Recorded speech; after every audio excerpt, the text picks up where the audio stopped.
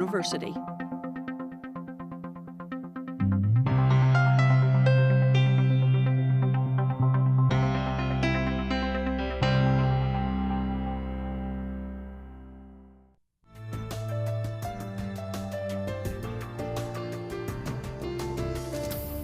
John Gilmore Riley was born in 1857, the son of Sarah and James Riley.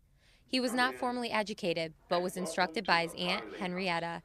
Riley became principal of Lincoln Academy, Tallahassee's first local high school for African Americans, in 1893, and served until retiring in 1926. He was a lifelong member of St. James CME Church and Grand High Priest of the Royal Archmasons of Florida. He owned many properties in Tallahassee near the Capitol Center.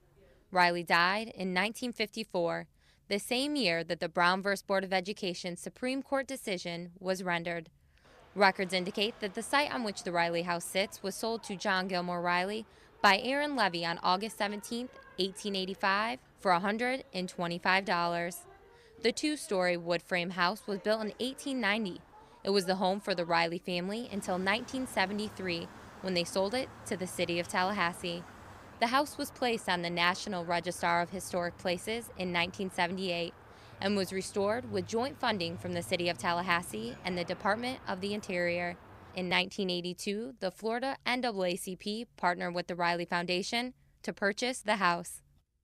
Florida's Historical Markers is a production of WFSU-TV and the Florida Channel.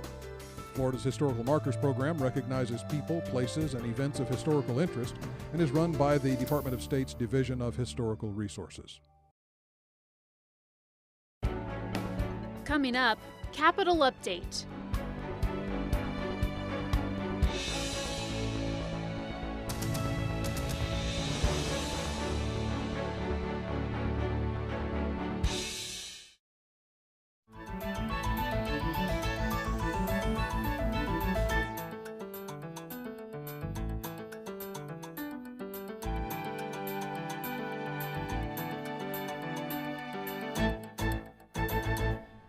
Welcome to Capitol Update, your review of state government for the week ending Friday, March 8th, the last day of the legislative session. I'm Rebecca Baer.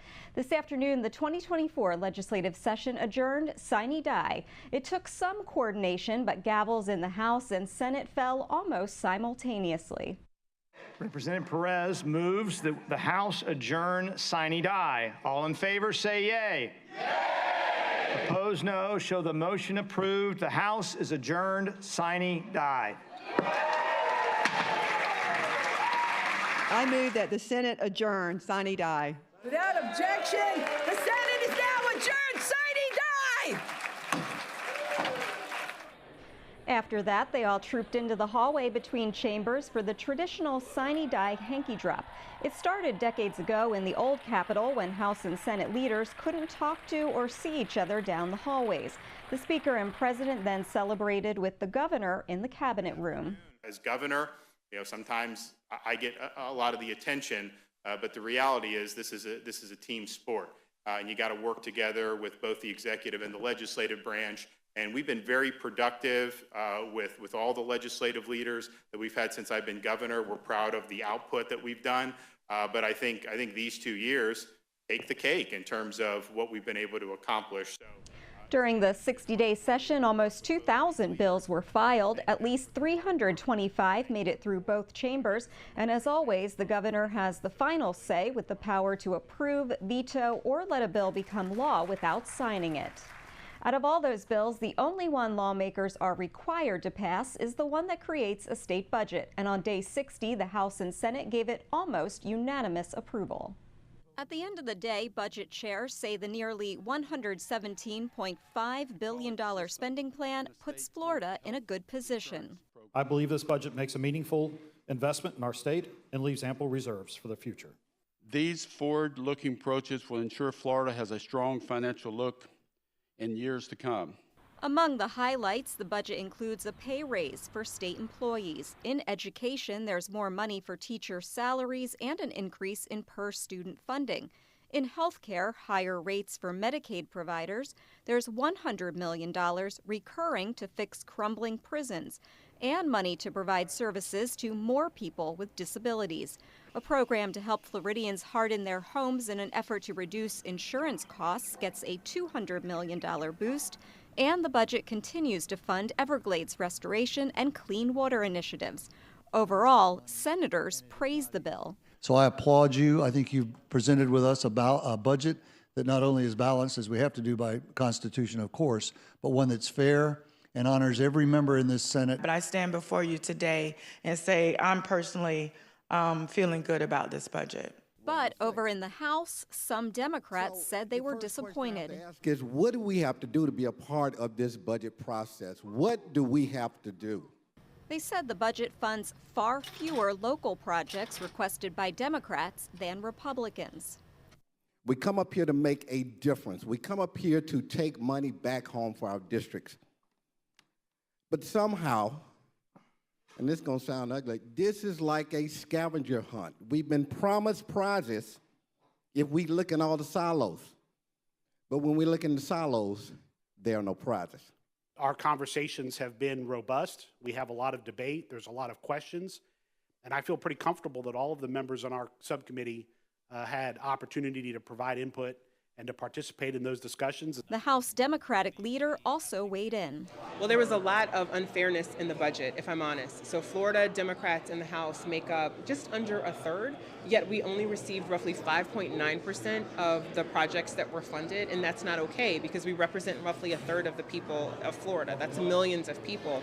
But Chair Tom Leek refuted those arguments. He said 83% of project requests were funded, and 13 Democrats received funding for all their requested projects. Now, they may not be funded at the amount that was requested, but the people of Florida require us to balance our budget. While projects are important, they represent just 2% of the overall budget this year. I would argue that instead of complaining about how 2% of the budget is allocated, we should focus on what the other 98% of the budget does.